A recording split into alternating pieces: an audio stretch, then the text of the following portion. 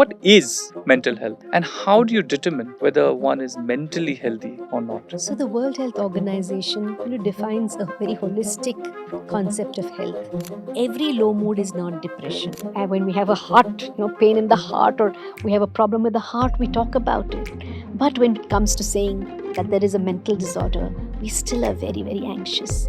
Are there avenues to access therapy which is affordable and is effective? A phone-in counseling service which was started by the government of India, and anyone from anywhere in the country can call this number and get free counseling. Someone in my family needs help with their mental health. How do I convince them? We need more voices from mental health. The most populous nation in the world. For India to become as a developed nation, excellence is what we need and not jugaad. In this show, we speak with entrepreneurs, innovators, change makers who are solving some of India's largest challenges. Thank you, Dr. Pratima, for taking the time for coming today. Dear Dr. Pratima, before I get into mental health and all its intricacies, I would love to hear from you, your background. How did you get on this journey? And a little bit about, you growing up in Bangalore. Thank you very much for asking me for this program. As you said, I'm presently the director of NIMHANS. I was also the head of the department. I've spent a long stint in NIMHANS. And we're both from Bangalore, which is very exciting. So I was born and raised in Bangalore. I went to school at Sapphires. And then I did my pre-university in Mount Carmel College. Did my medicine in Bangalore Medical College. I was wondering what post-graduation to do. So clearly I knew it wasn't the surgical specialties for me, it was the medical specialties. And within medicine, it was either internal medicine or psychiatry. In fact, I was very curious about psychiatry because, psychiatry at that point in time, very few people had an idea about what it entailed. One had to be sure one treaded into a specialty which one knew very little about. I thought I'll give it a try. I got through the entrance at NIMHANS. So I told myself, look, I'll give myself 3 months to see if I liked it. And if I didn't like it, I would step out because I knew it was quite a challenging field. The 3 months became 6 months, the 6 months became a year. And then I was absolutely convinced that this was the specialty to be in because I think it's fascinating to learn about the mind, the brain, and how to help people. So it's a very, very satisfying profession. And I haven't for a moment ever regretted my decision to step into psychiatry. And that's in an era when mental health wasn't talked about much, right? This was when was this when you took So up I psychiatry? joined NIMHANS in 1985. Yeah. And then I did my diploma there and then my MD in psychiatry. I went abroad for a year and a half and I did a diploma from the University of Manchester. But I knew my calling was always back in India. It's funny, at that time when I was in the UK, there were very clear systems and you were kind of a part of that system. Whereas at that time in India, a lot depended on individuals taking things forward. And therefore, I felt it was much more meaningful to be working in a landscape where what I thought, what I did was far more impactful. And that's possibly what brought me back to where I am. And I'm very, very happy about that decision. No, I'm sure, and I think we are all glad that you're leading NIMHANS on this forefront. And of late, we're hearing a lot of conversations around mental health, and so I really want to get into the crux of this. What is mental health, and how do you determine whether one is mentally healthy or not? So the World Health Organization, defines a very holistic concept of health, which isn't just physical health, but also mental health, social well-being, which is also very critical. So conventionally, mental health was thought to be the absence of disorder. But we now know that there is something called a positive mental health. It's as important, just as you take care of your physical health, so must you know about your mental health. And mental health largely, talks about your feeling well, your thoughts, your behavior, and finally, being a useful member of society while you're reasonably satisfied with yourself as an individual. So that's really the concept of mental health, the way you feel, the way you think, the way you act, and being a useful member of society. And so that, to me, like the way you feel, Mhm. it's a little fuzzy, right? For you to measure and say that, yes, you are in a positive mental health state or not. So how, is there like a textbook definition or a parameter that you measure, like how you do it in the case of physical health? Yeah, so the main thing is that very often these are subjective. Before it kind of translates into something that other people can see, it's a lot of, internal feeling. So, and I think it's very important to understand that mental well being does not mean the absence of any kind of distress. I think people assume that if they have to be mentally well, they must be free from all kinds of, you know, uh, feeling, mood states, or they should be kind of equanimous at all times. It doesn't work like that. And that's really the dynamicity of mental well-being, that there are times in life where you might, when there is a reason to feel low, you would feel low. But the fact is that that doesn't continue for a long period of time. There may be these fluxes, but then you can return to your baseline. And that's why it's kind of important to understand that it's not the absence of distress. The other thing is there really is no metric, and perhaps for each individual, there is a homeostasis. There's a level at which you are, Yeah. and perhaps this level kind of flounders between maybe feeling low, feeling anxious at times in life, but then being able to return to that base state. Okay, so that's on the one hand. On the other, of course, there are well defined mental disorders or illnesses, which, just like, for example, cardiac disease or diabetes, etc., are recognized as diagnosable conditions by the World Health Organization. And those are actually classified just like any other physical disorder. Got it. So when you say that the absence of distress is not necessarily saying that, hey, you're in a great mental, because in life every day we're going through different levels of anxiety, stress, because it's just part of daily life, Yeah. right? Work related stuff, family related stuff, and so on. But what I hear from you is that if you get back to the mean, is where Mm. you can say that it's not really a mental health problem that you need to address, but that's part of the. Is that how you would? Yeah, in Is that some how, if like way, I want to self-assess? yeah. Is that how I should see it? Yeah, in some ways, it's also the ability to return to that baseline. Hmm. you know and as long as you're able to return to that baseline, I think you are showing a good level of mental health. Understood. And from our readers, we see that a lot of conversations around this. We do a lot of content around this, and we see a lot of readers engaging with it. So, could you, at the vantage point that you are at, Nimans, could you sort of provide insights in terms of how India is faring in addressing mental health, Yeah. or if there are any statistics around it? So, in fact, the first survey on mental health, which was the National Mental Health Survey, was conducted 2015 2016.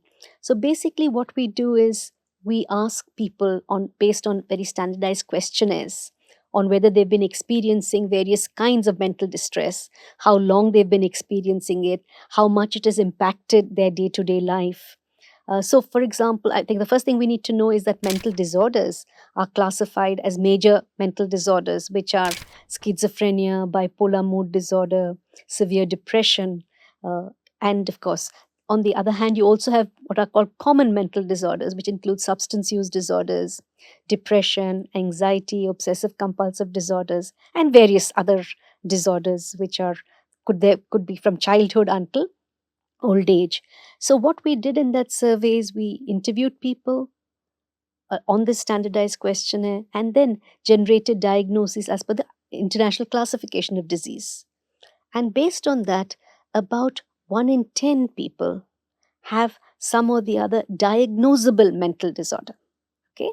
So this means that they meet all the criteria. As you mentioned, the metrics, there are various criteria which talks about the intensity of the symptoms, a cluster of symptoms, and for how long they last, and how disruptive they are to one's functioning. So based on that, 1 in 10 people, and perhaps other statistics suggest that there may be 1 in 7 people who have a diagnosable mental disorder.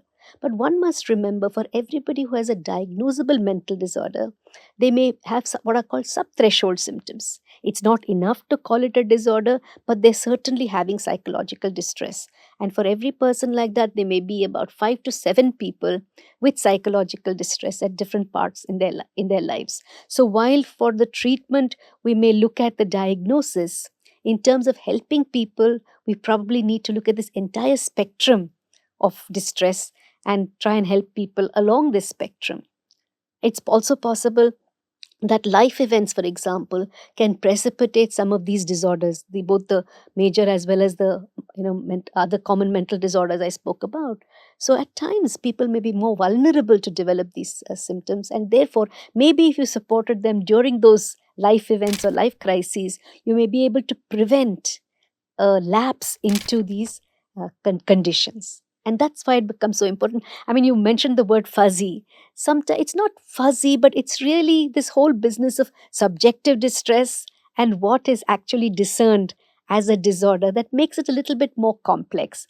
And all of us perhaps vary along this spectrum of distress, and we may not really develop a disorder, but at the same time, we may need help to get back to our baseline. Right. And that's the spectrum when you're talking about the fact that 1 in 10 are diagnosable, but then you already have 5 to 7x of that, which would fall in the spectrum. We're talking about almost half the population of the country being in this already as part of this survey, right? And that's true everywhere in the world. I mean, it's not exclusive to any one country, but it's a common problem everywhere in the world. Wow. And if we take this large percentage of people, are there specific, or like, which are the groups or sections of our society which are at very high risk for mental health?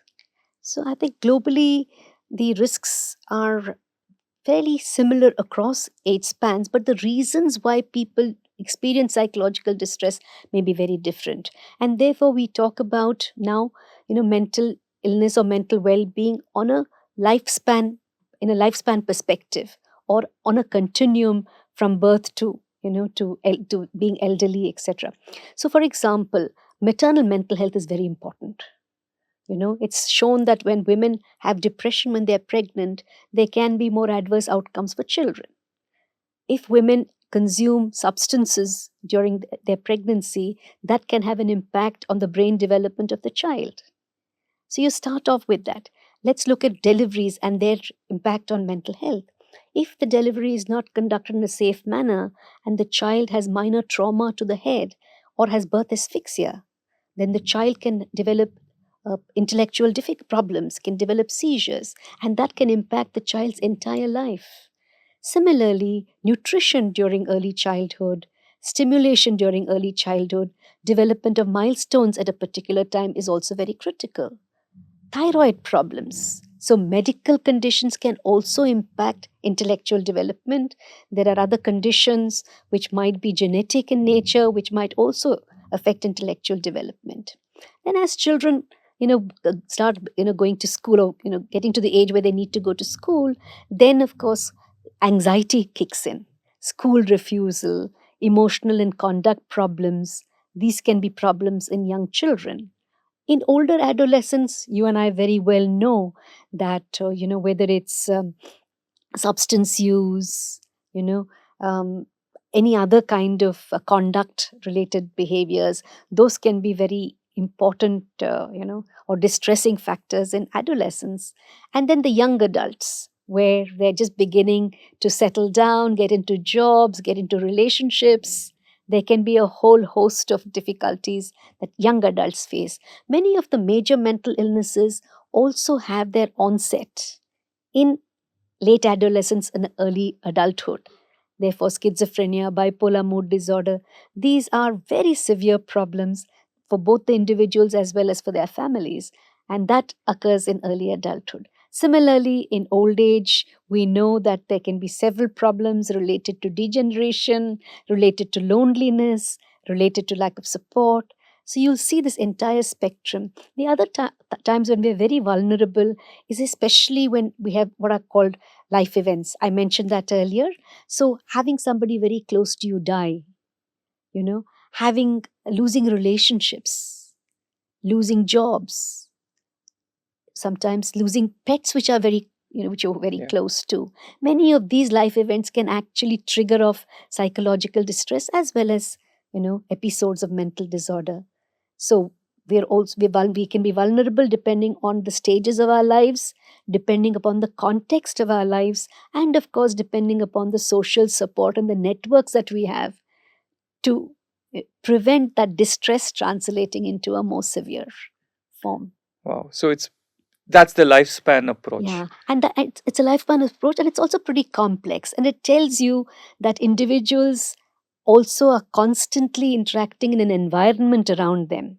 So while their own basic makeup, which their constitution, if you can call that, which is determined maybe by their genetics, their family history, their early upbringing, there's a constant dynamic interplay between their environment. So what's happening around them may also impact what happened. COVID is a typical example. During COVID, we know how events of worry about COVID, hospitalization due to COVID, loss of close family members in COVID, not knowing where to access what kind of help, isolation, all of these kind of aggravated psychological distress. So, times like these, and while COVID was a pandemic and affected everybody and made everybody conscious, every day in our lives, we're undergoing this constant interaction between things around us and our own selves. So, I mentioned homeostasis. Now, the funny thing is Could you define homeostasis? Yeah, homeostasis is perhaps the balance, at maybe the best time, when things are going okay, how you are. And I always, say that we all have different thermostats. Mhm. So your definition of what is a baseline level for you might not be the same as it is for me.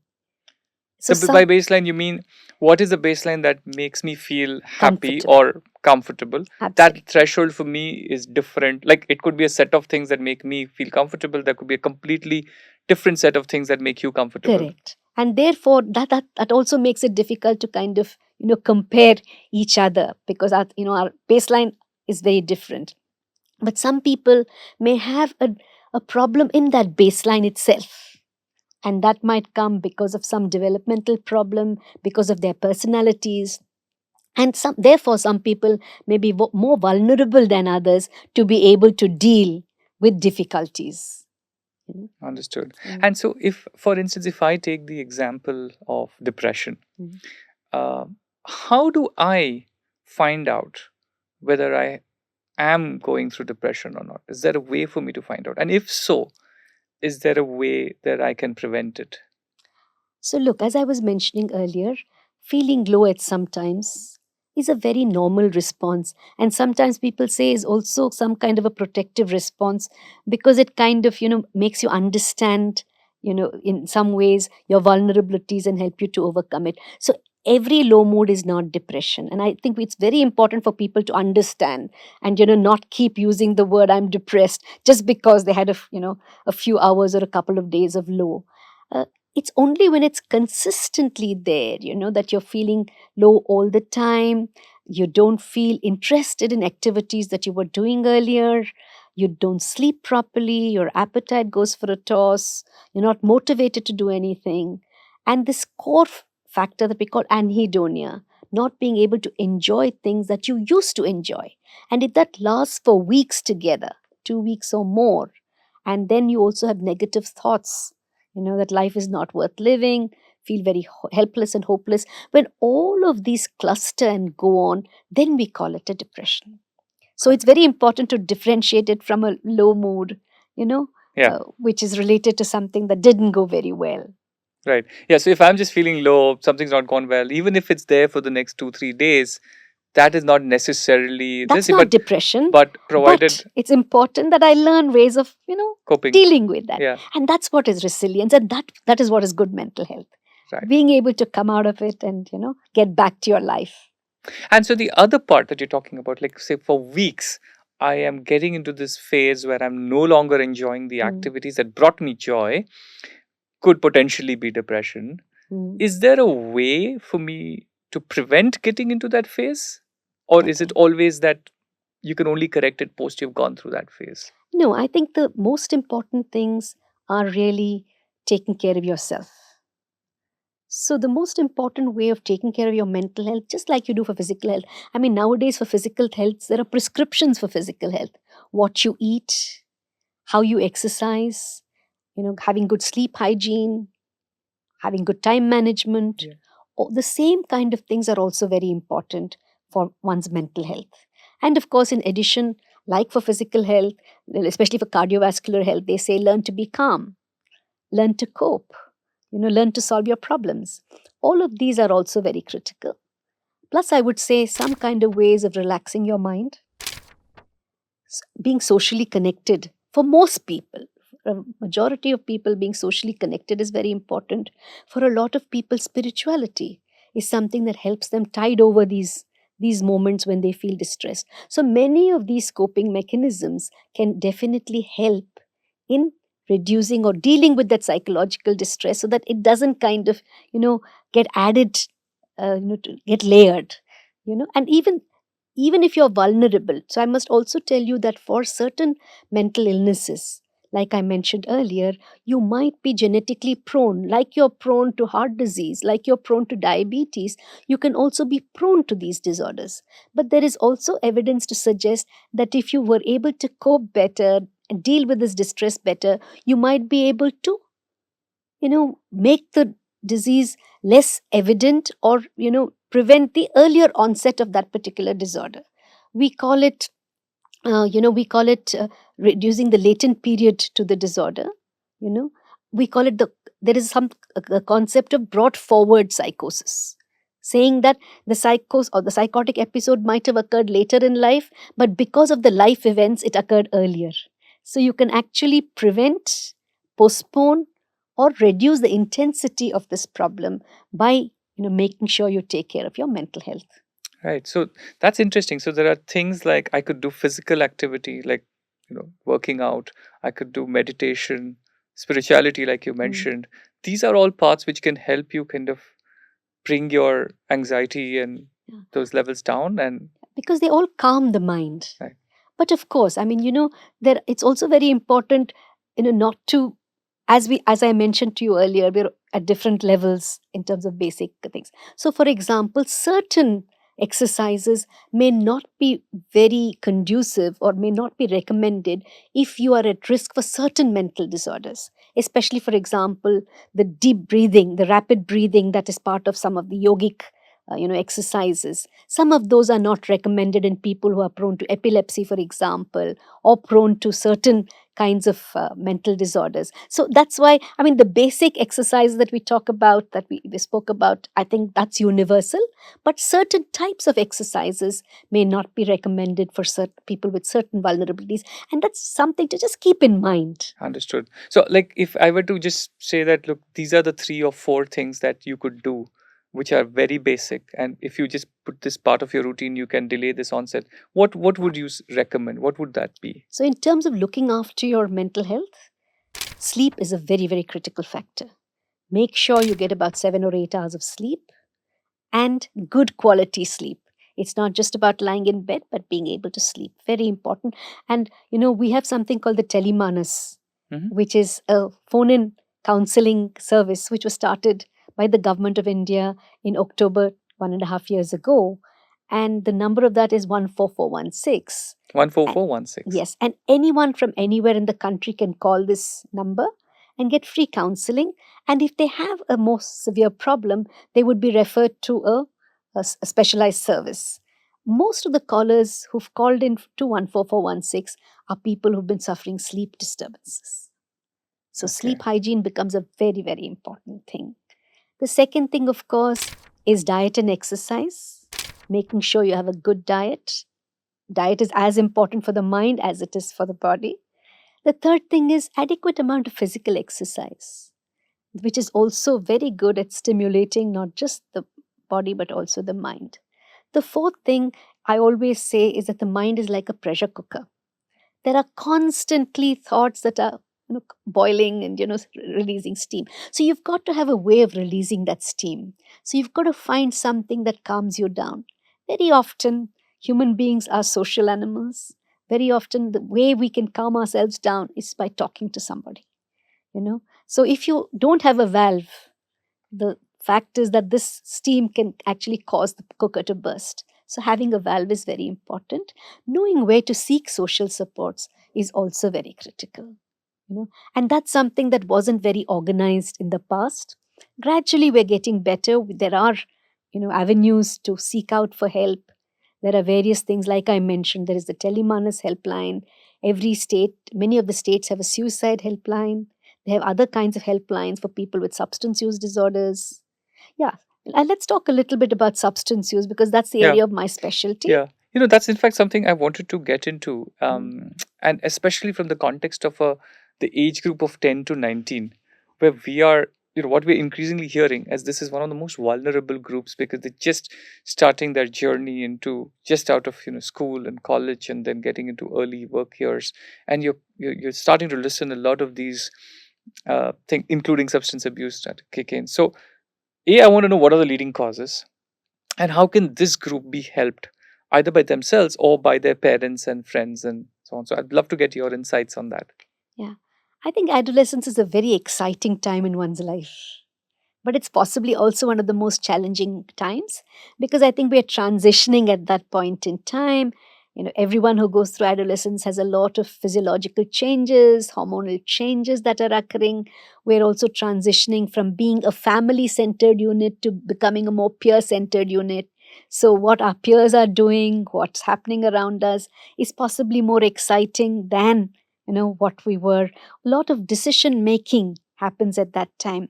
In fact, there is even research which suggests that the brain maturation, what we call synaptic pruning, etc., occurs during this phase of life. And in the development of the brain, it happens in a backward to forward direction, which means that the centers of our brain, which deal with position, etc., balance, etc., they mature much quicker than the frontal part of our brain, which deals with executive function. Executive function means, especially judgment, deciding what to do, when to do it, critical thinking, what's right for me, what's wrong for me. And those processes, they mature only by perhaps the early 20s, and people even say up to 25, that the cortical maturation. So while does that vary from individual to individual also? it does, but generally it is complete only by the age of 25. So perhaps the adolescence is the time when we might also kind of get into situations which might not be the best, because we're impulsive, we lack this complete judgment, and therefore people are possibly more prone to emotional dysregulation, more prone to using substances because of curiosity, peer pressure, and so on, sometimes even to relax themselves if they're feeling anxious. And that, simply by the nature of the chemicals that affect the brain, the substances, for example, affect what is called the reward circuit in the brain. Mm-hmm. So this reward circuit, whenever somebody feels thirsty, they need to drink and satiate that thirst. When they feel hungry, they need to eat. When they have a sexual drive, that again, there are appetitive kind of changes that occur. Similarly, substances also, impact these reward circuits, make people feel better transitorily. But what happens over time is that the person needs more of the substance and more frequently to have that same feeling. That feeling stops with that level, and therefore they keep increasing the substances, and they develop what is called addiction to the substance. And that in turn, they started maybe the substance to feel less anxious, but when they stop the substance, the anxiety is even more, and therefore they continue to use it, and that becomes a vicious cycle. How bad is the substance abuse problem today in the adolescence? So maybe about 20 years ago, the onset of substances used to be in the early 20s, and people came for treatment almost 10 to 12 years later. So we normally used to get people in their 30s and 40s coming to us with an addiction and asking for treatment. Now, over the decades, what has happened is the initiation of substances has become earlier, maybe in the late teens.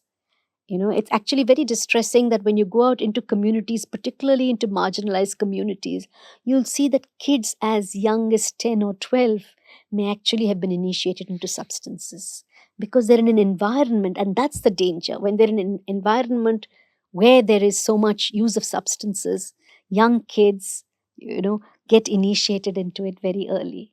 And that's where the norms in society are so important. We talked about social health and well-being and the environment, and therefore we call it now the envirotome, just like we call the genome, the kind of petri dish of genetics. There is also the envirotome, which can impact us constantly. So if we're in an environment which is very deprived, where let's say there's a lot of domestic violence, there are no good role models, there are separated families, and of course there's substance use, it's much more likely that a person may develop problems early in life, including substance use.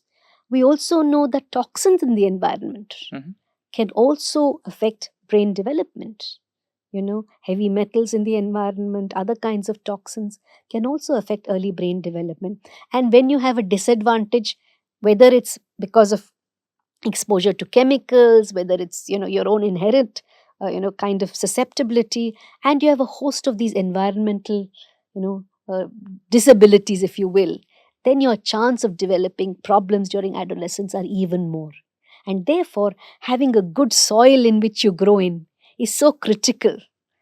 So that's why there are lots of models which talk about mental illness. They talk about the roots. So if you have an enriching environment which fosters your mental development, you're likely to be much better off than if you live in an environment of adversity. And so the very, very important part is also then that because of this maturity that you were talking about, the ability to make judgments is extending all the way to 2025. So this environmentome needs to really guide and nurture at least until there. To make sure that these judgments are so. But if for instance, if I find out someone in my family or friend circle is a victim of substance abuse, what should the person do? Both for substance use as well as for mental health, I think the first and the most important thing is being able to take care of yourself. And I think this needs to start early. And I think that's where we need to teach our children how to pay a little bit more attention to regulating their emotions, to comforting them when they are feeling very anxious, to recognizing that there are kids who might be having academic difficulties, for example, and rather than kind of trying to fit them into a slot, know what their capacities are, their abilities are, their special abilities are. And one of the most important thing is also to channelize children's energies in an appropriate manner. There was a time when we believed that academic excellence was the only thing. But now we recognize that some children may have, their talents placed somewhere else. Some children may actually have learning difficulties, which we need to recognize so that they won't be, kind of, shouldn't be a round peg in a square hole, or whatever, is the corollary to that. And therefore, learning to identify both learning difficulties, emotional difficulties, conduct difficulties, or the behavioral difficulties very young, trying to get the child to kind of change that is the most critical thing. For older people, I think it's about recognizing how their temperaments, for example, learning how to deal with difficulties in their environment as compared to their temperaments, learning to be a little bit more self-confident, a little bit more assertive, especially if they're anxious. Learning to deal with their fears becomes a very important thing. For adults, again, as we mentioned, self-care, reaching out if there's a problem. In all the ages, reaching out is very critical. And for people in the family to recognize this, not to blame the individual for these vulnerabilities, but at the same time to make sure they understand the need for remediation or getting help is also very critical. So families sometimes can start either to be very critical or to blame themselves for these kind of difficulties in their children. That can also be very problematic, because then guilt starts to drive many of the kind of responses that families face. Instead of it, their ability to understand the complexities that kind of cause these kinds of psychological distress is so important, so that they are then able to reach out. All the time, all of us are not able to be in control of things. Yeah. Similarly, families can also not all the time be able to manage things by themselves. So being able to reach out becomes very important. So always becomes very important to seek professional help. I'm Yeah, but understanding the because stigma around mental illness. yeah, So it's very funny, isn't it? When there is a headache, we don't have a problem saying we have a headache. And when we have a heart, pain in the heart, or we have a problem with the heart, we talk about it. When we have a cancer, even we talk about it. But when it comes to saying that there is a mental disorder, we still are very, very anxious. I don't know. There is this notion that we have to be in control, but sometimes that's not possible.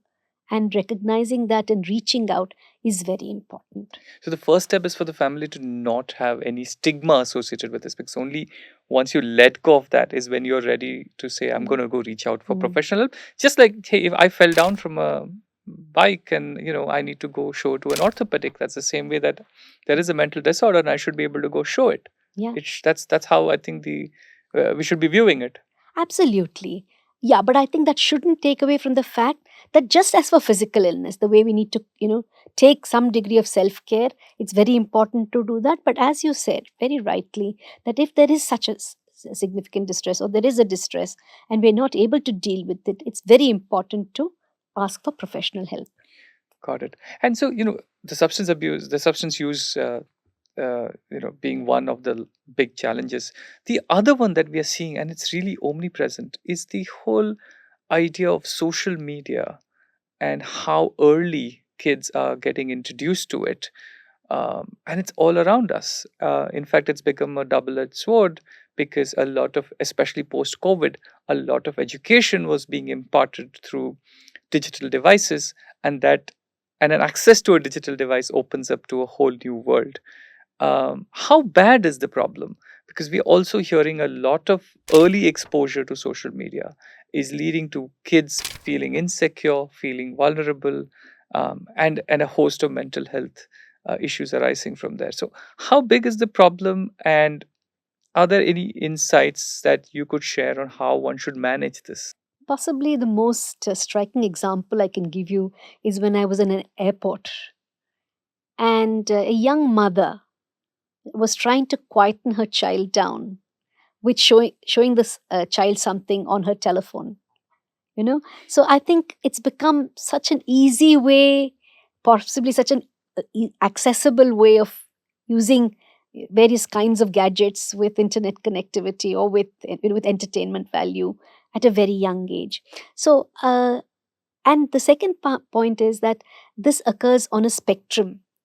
And as you yourself said, some part of it is necessary, healthy, kind of opens us up to various kinds of information that we might not otherwise have, makes the world available at our fingertips in some ways. But the problem becomes when one uses this excessively, when one starts to depend on it for one's identity and for one's affirmation. And that's a very risky thing. And when it happens at the expense of other things we should be doing, like, for example, play. As an activity, play is a very, very important activity for young children to learn how to work with each other, how to cooperate with each other, how even to be healthily competitive with each other. So, to completely exclude physical play and the kind of advantages that come with it, and to be solely kind of focused on the social media, can become very important. So, and that again, it can also be very disruptive and damaging to one's sense of self, because you have a constant need to kind of show yourself in a very different light, which is kind of accepted by your peers. And any comment by the peers on physical appearance, on on one's attitudes, etc., can be very damaging to self. And therefore all of these kind of then becomes a social media image that you create rather than what you, and unfortunately what that happens is when in real life you have to kind of engage with people, your confidence takes a beating, your ability to kind of be so in some ways happy with yourself also takes a beating, and that leads to more loneliness when it comes to social interconnectedness, and that kind of makes the social media kind of overwhelming in your life. And that's really the risk of social media. So when it's tempered with adequate kind of other social connectedness and just helps you to kind of engage with others, that's a different issue. But when it becomes a sole medium, there's a problem there. And unfortunately, that's what's happening. Are The there any- likes on social media become more important than your own, self-confidence and ability in real life. Yes, and we hear a lot of parents telling us that that their children do understand this, Mm. yet the lure of the screen and all the validation that you get on social Mm. media Mm. overpowers Mm. the whole ability Mm. to Mm. think rationally. So, Yeah. are there any specific do's and don'ts you think that either students or parents could implement? Yeah, I mean, like you said, it's just like the intoxicants, the chemical intoxicants that that kind of affect your brain. It's these kind of validations that possibly do the same. I mean, the only thing that is we really don't know. Again, you mentioned metrics right in the very beginning. We don't yet know the metrics of how much is good and how much then becomes dangerous. But it's, for example, it's suggested that less than 2-year-old kids should not be exposed to any kind of, online activity. After that, maybe in the context of schoolwork or homework, maybe an hour or two under supervision is okay. But in general, I think the more important rule is not to what they say is to, what is it called? Doom zoom, Hmm. you know, Doom scroll. doom scroll, doom Yeah. scroll, yeah, doom scroll, is to use the various kinds of online activities for specific purposes alone, not to engage in it just prior to bedtime, not to allow it to interfere with your daily activities. So I think that's a general broad guideline for this, and most importantly, not to let it affect your social connectivity. I mean, you'll see a lot of these cartoons in newspapers where the whole family is sitting together, everybody looking at their tablets or their phones. Right. Yeah. And, so leading from there, Dr. Pratima, India in general, we're seeing there is a very highly competitive landscape, right? From the way schooling is perceived, and then all these entrance exams. Take, for instance, the UPSC exam. You know that a large percentage of people don't make it, which is termed as a failure here. So, how should one who is making the transition from college into work and going through all these entrance exams, how should one deal with failure and build resilience and not let it affect their mental health? I think this kind of a pyramidal structure is there everywhere in the world. I mean, but perhaps one of the things that happens is that this kind of grooming right from a very, very young age, maybe even from school, early school, to kind of, face various kinds of competitive exams, irrespective of, your interest and ability, is something that increases your expectation of what you need to do. So, very often, what you're doing is aligned to external expectations rather than you're driven by your own interests and abilities. And therefore, I think that's a very early call that all of us need to take. The second thing is also the fact that excelling or, being successful in only one area is a measure of your ability and well being. We need to guard against that. Of course, you would know that there have been several suicides in higher education institutions, as well as, in places which prepare people for Yeah. certain professional courses. So I think also recognizing that these are not the only things in life is also very important. But at the same time, providing support to individuals so that they don't feel that they're letting others down, and driving themselves to a point where they feel life is not worth living and actually going into trying to die by suicide. That is a big problem in our country now, and that's a combination of a variety of things, including this dissonance between expectations and one's own abilities, overwhelming stress, not being able to talk to anybody about it, feeling that there is simply no uh, way out. No way out. So I always tell people that even if the door isn't open, look for this little window. There is always a window of hope in the most desperate of circumstances, but unless you reach out, you don't get that. So I think it's very important never to let people feel that it's only this way and no other way. There are always a choice that people need to have. They need to be able to learn how to, make those prioritizations. And if one doesn't work, it does not mean that it's an invalidation of self. It just means that there are few slots available and you just haven't made that slot. And therefore, you need to be looking at other options. I think learning how to solve problems are very, very important to not reach that stage of desperation where you feel that there is no other avenue in life.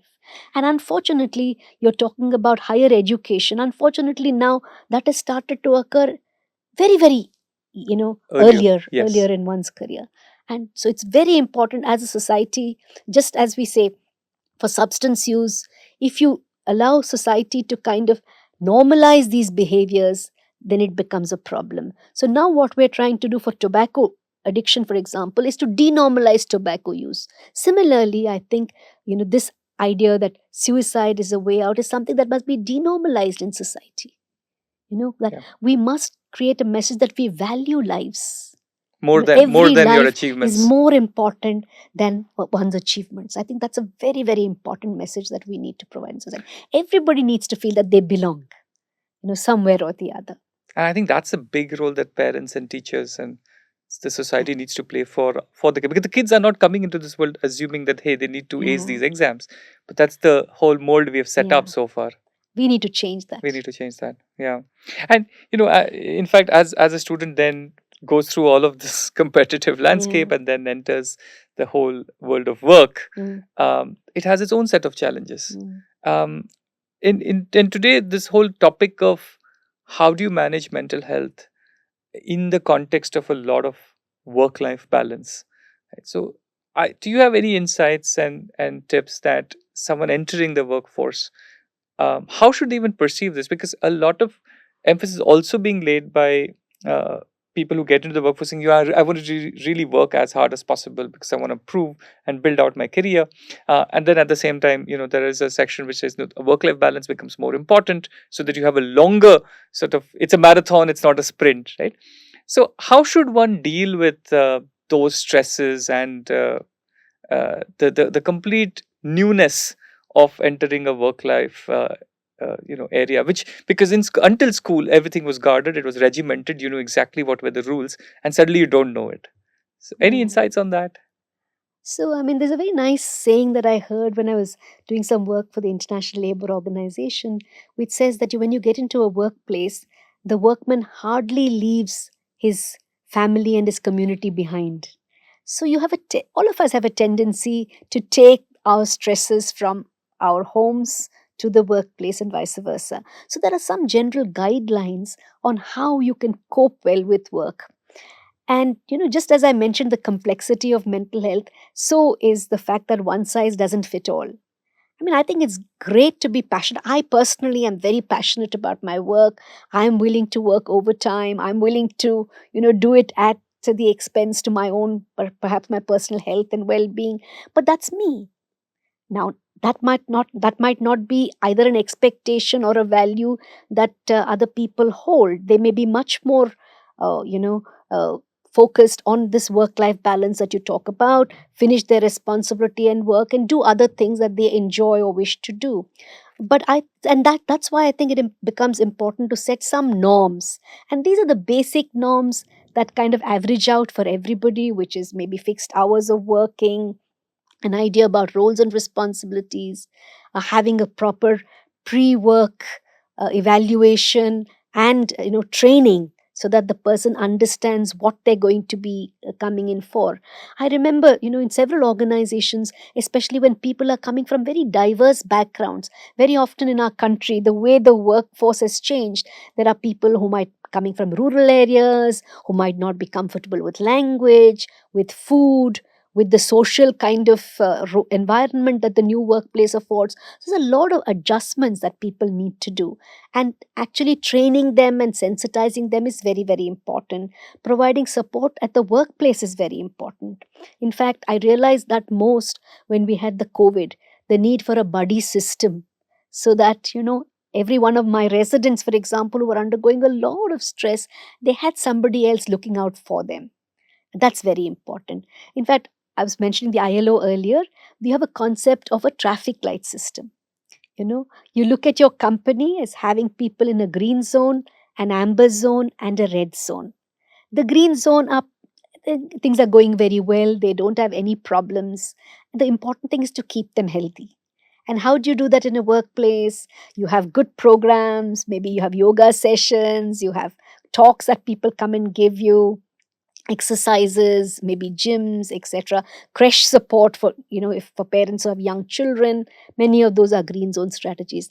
Amber zone strategies are focused on self recognition. As you mentioned, when do I recognize that maybe I'm getting depressed and not able to function? When do I recognize that I have a problem with substance use disorders? And where can I go for that?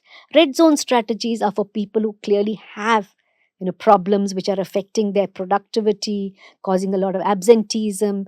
Red zone strategies invariably involve much more intensive inputs. So the idea of workplaces is to keep the greens green, to have a healthy environment where people value themselves, value their organization, and therefore are productive.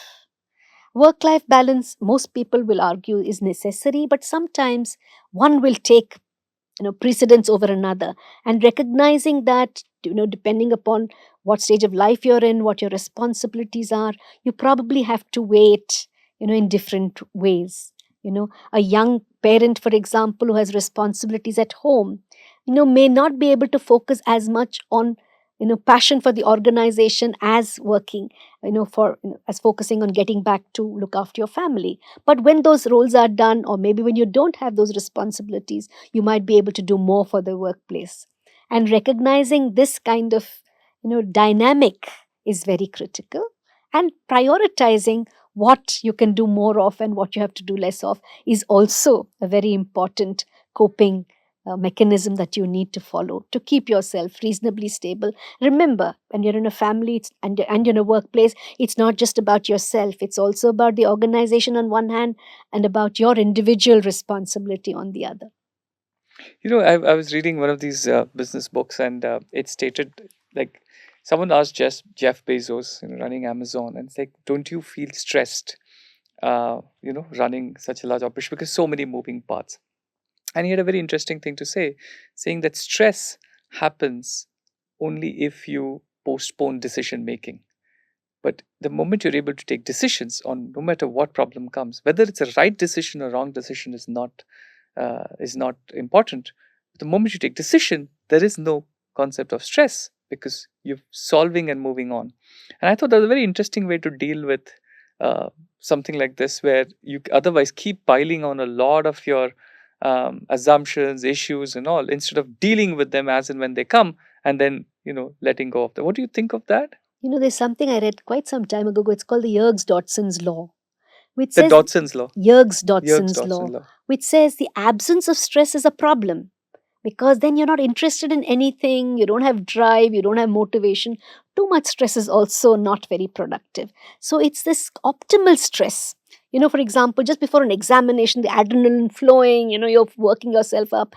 Doing that helps you to perform optimally. I mean, even today, when there is a very important meeting or a very important conference, there's a certain amount of anxiety and stress I feel, which helps me to kind of prepare very well for it, to anticipate what's going to happen. So that, I think, is very important, to deciding, and to be in a state of what is called eustress, where, you don't take too much of it. And how can you do that? Perhaps by having some degree of time management, perhaps by having some degree of prioritization of what needs to be done immediately. So there's this very nice grid that people talk about. What's not important, and you can delegate to other people. You prioritize what is important and only do that, and you learn to work as a team, so that a lot of this shared responsibility. And that's why it's important to develop those strategies in any organization, so that you know Yeah. uh, So in addition to this whole work-life balance, the other terminology that we hear a lot from folks in careers is burnout. What I wanted to ask you is burnout a technical term? Is it a medical term? Is there a definition of burnout? And if so, how should someone deal with it? a lot of these concepts, you mentioned medical jargon. There is also jargon in industry. And a lot of these concepts are therefore very variable in the way you look at it. But it's certainly true that, people, if their work becomes very monotonous, there is no reinforcement, there is no reward, there is no recognition and validation, that they lose interest in what they're doing. And therefore, I think it becomes important to recognize that and to prevent that by making sure that the organization is supportive of the individuals. Because, after all, individuals actually make the organization. Too important to recognize them at various times, important to involve them in different activities, and important to support them when they're going through difficult phases in their life. And that's why team building is so critical to how we run organization, to prevent people becoming disinterested and disengaged, because that can be very problematic for any organization. So the one key preventive measure could be designing systems and processes in a company to make sure that every individual is being recognized for the work or being aware of what's the workload and so on. And kind of that's how one can prevent it. But if I'm going through a burnout, what is the corrective measure that I could take as an employee? Because a lot of times what the organization does is out of my control. So as an employee, if I feel burnt out, are there some corrective measures I can take? So, I'm talking about that from a very personal standpoint. One thing, of course, I always find is that if one particular strategy isn't working, is to kind of change the way I'm doing something so that it becomes more interesting for me, is perhaps to try and get the support of colleagues and peers so that work is less monotonous. One of the I'll just tell you some small things. I think going out for a cup of coffee with a colleague is possibly one of the most beneficial things as far as I'm concerned, because it helped me to ventilate the stress that I'm going through, or indeed to talk about other things apart from work. To have interests outside of work is very important. And perhaps to try and see if I can talk to somebody within the workplace, and if those things are available, is also very important to try and get through that patch. uh, Doing all this, it's also the decision about whether what I'm doing is reasonably fulfilling or not. At some stage, that is also very critical. Taking time off, if one can do that, to reevaluate where am I, where would I like to go, is also critical. But sometimes we don't have those choices, and that's where we perhaps need to figure out different alternate ways of dealing with what we are doing. So, I think it's a combination of these approaches that might help. The other thing is the simple problem solving method. What is the problem that I'm facing? Where is it occurring? Whom does it involve? What can I do about it, and how can I go about it? What are my solutions? For each solution, what is the positive outcome and what is the problem with it?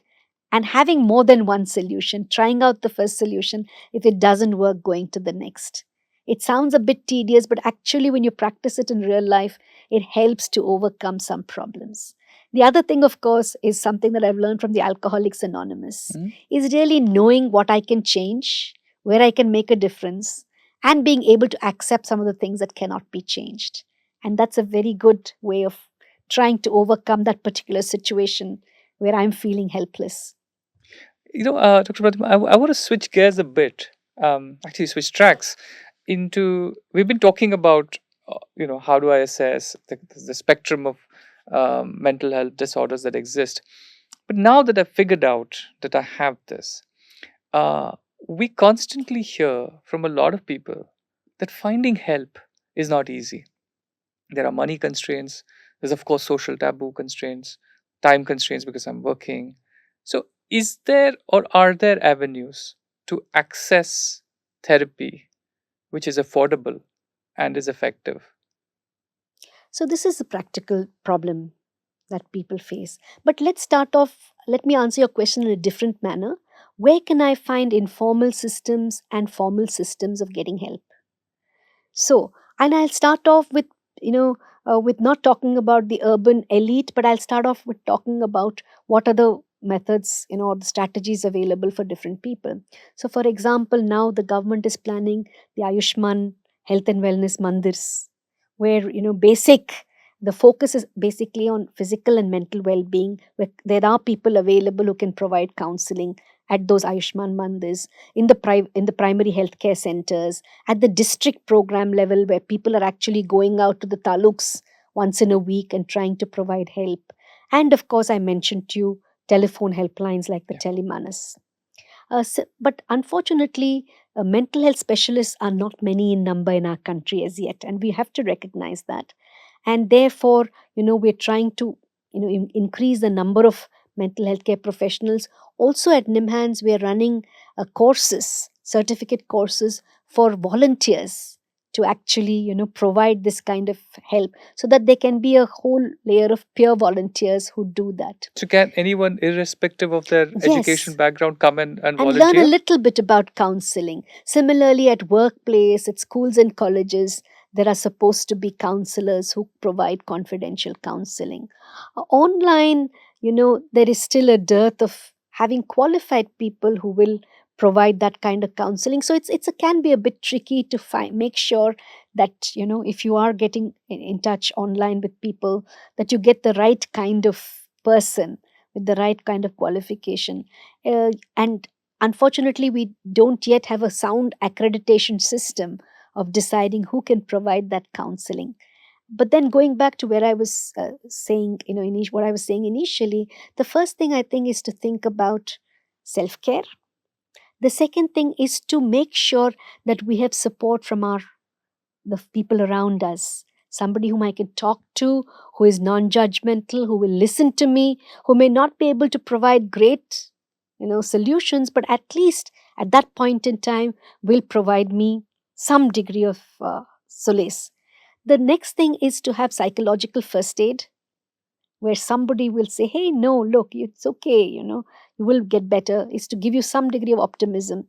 But equally, if as we talked about, if the psychological distress is so severe, where can I go and go to a helpline or go to somebody nearby whom I can see? So in every state, we're trying to have a resource mapping of all the people as well as agencies that you can contact, so that you can reach out to them. And where can you get professional help, both online as well as in person? Is there like a single resource destination that someone can go to So get access to some this? of these helplines are available to in different states, as I mentioned. There are directories and resources that are available. One resource would be the Digital Academy at NIMHANS, where we're trying to collect a repository of all the people who can be contacted, so that let's say I'm in a remote part of Uttaranchal. What do I do? Whom can I contact? We're trying to develop that kind of directory. But you're absolutely right. I mean, I don't think help is just a phone call away that easily, especially for therapies. Certainly, I mean, I think that's some way forward.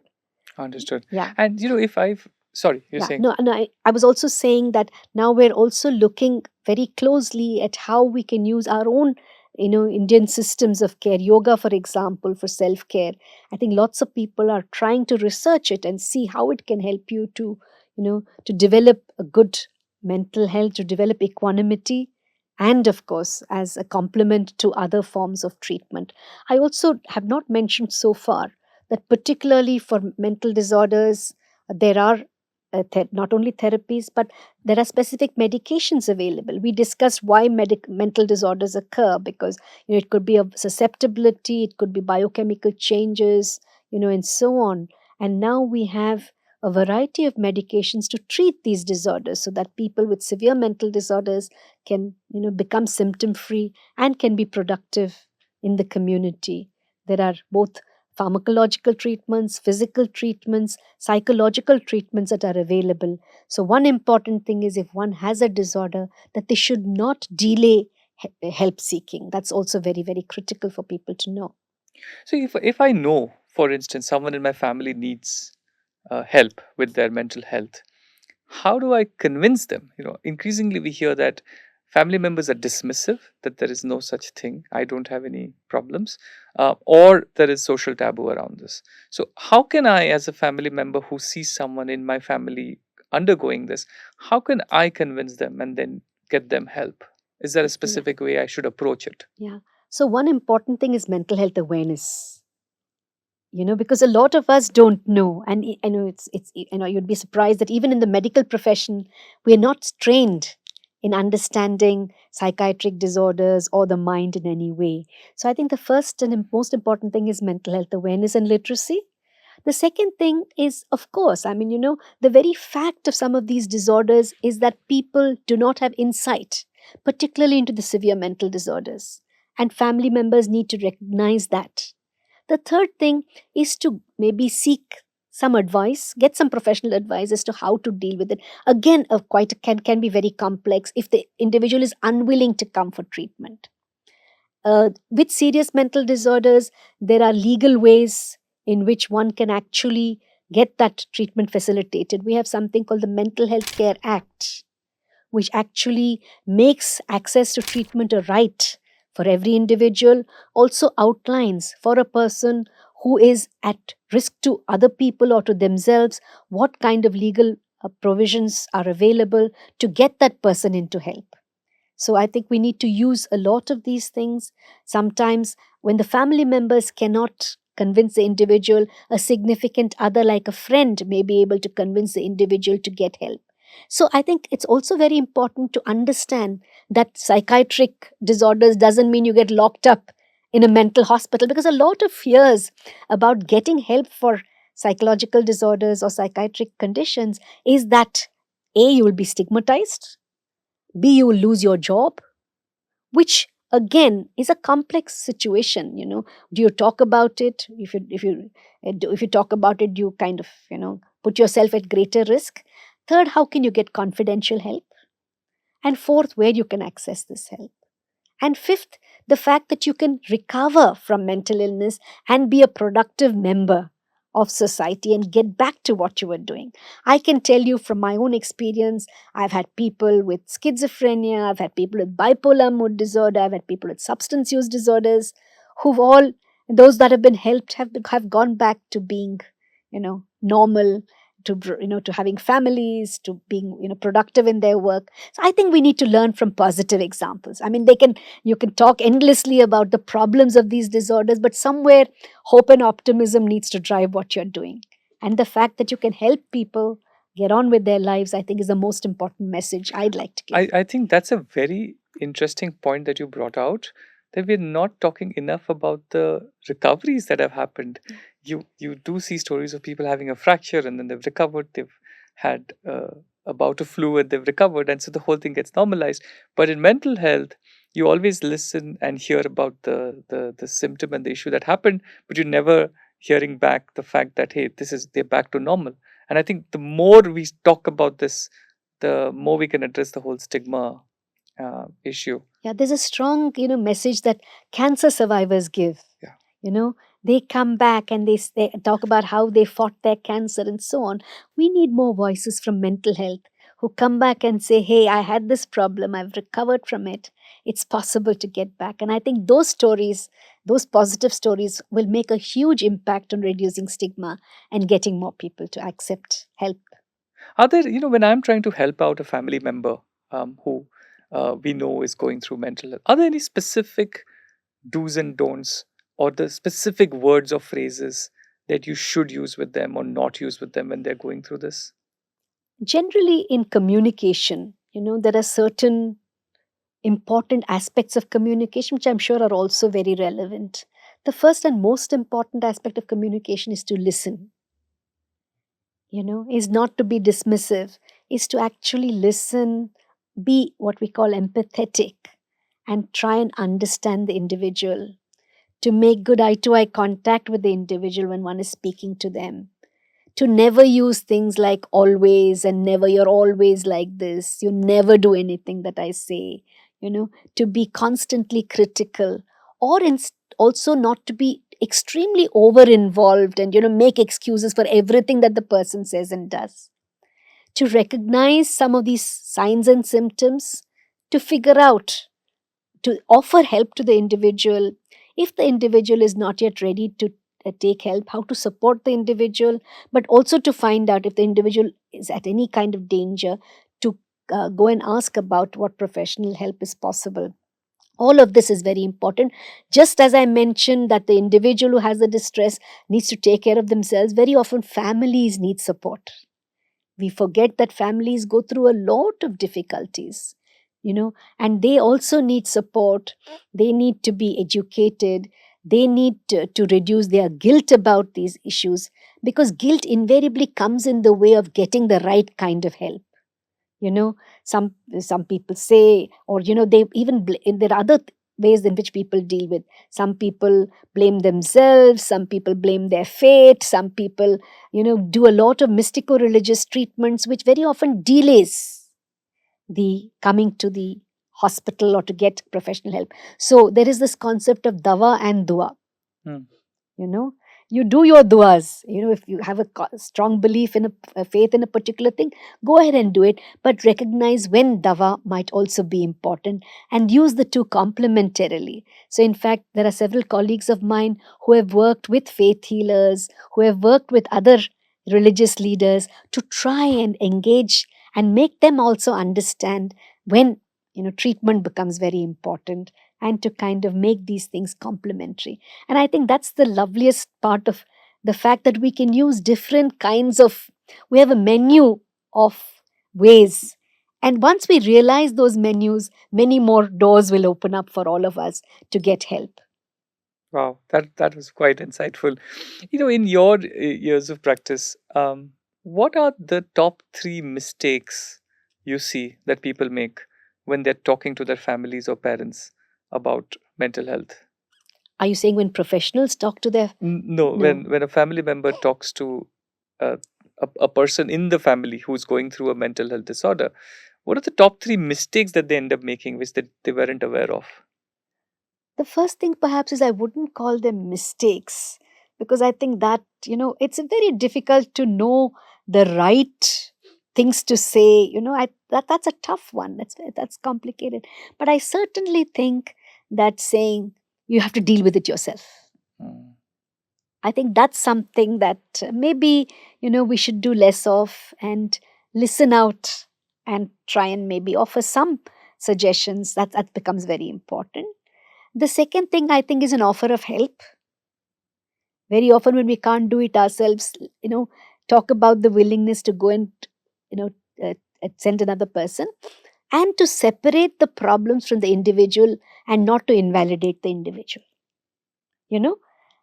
You see the individual as worthy, but the individual as having a problem which needs to be sorted out, not the problem with the individual.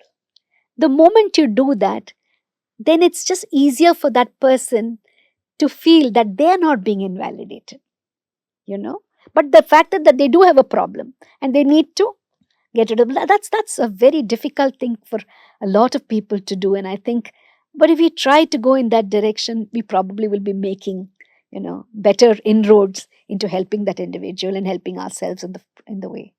And if I, as a family member, as a friend, wants to help out, and I want to go deeper into the whole topic of mental health, and I want to go research, what are like the top 3 or 4 books that you would recommend, or any resources that you would recommend that someone should can really get into to get a good overview of this? It's very difficult to find a single resource, but what I would say is that there are standard resources.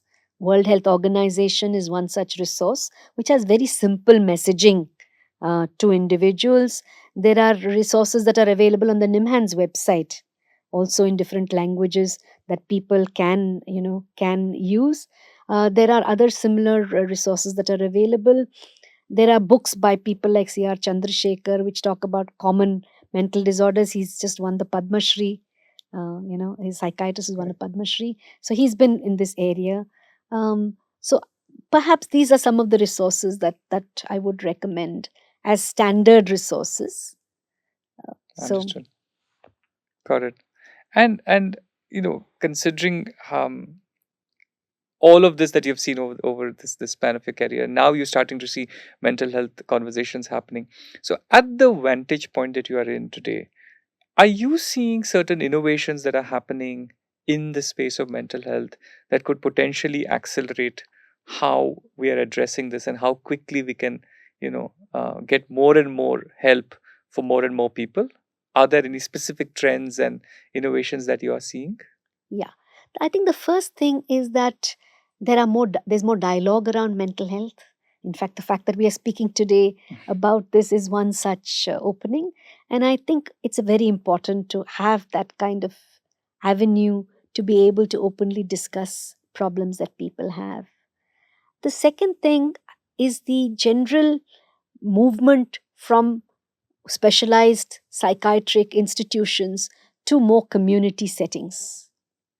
The third is I see much more workplace focus on mental health.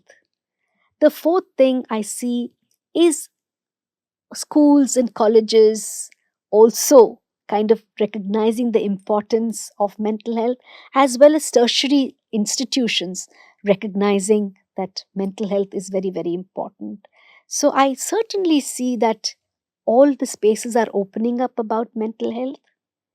People are talking about this entire spectrum of care, from self care to seeking care. People are also looking to see, as I mentioned earlier, of how can I have certain mindfulness in my work, in my own spaces. How can I use yoga for that? How can I look for therapies that I might need if I, for example, want to get help to overcome a particular disorder? I think all of these are very important, but at the same time, there's a little disquiet in me sometimes, because I think people are more worried about esoteric therapies rather than the fact of looking at the basic things that need to be done. So, you're in search of very unusual ways of doing things rather than certain sound uh, principles which drive it. Second thing, of course, is that there is a mushrooming of a lot of people who believe that they can provide that professional help, which is very often in the commercial space. That, so therefore some degree of accreditation of these needs to be done to make sure that people are not exploited in any fashion. Right. The third thing, of course, is that we must have communities of care. That we cannot hope to achieve this kind of positive state, or achieve good mental health. I won't call it, let me call it good mental health rather than a positive state, because that somehow gives a lot of pressure on people to reach some kind of different plane. But I think to do that, we must have small and concerted efforts at community levels, uh, and take it up. It's only when we do that we. The other thing, of course, is what makes me happy. I mean, finally, the question is what makes me happy, and I think all of us have been through these phases of what we must pursue for our happiness.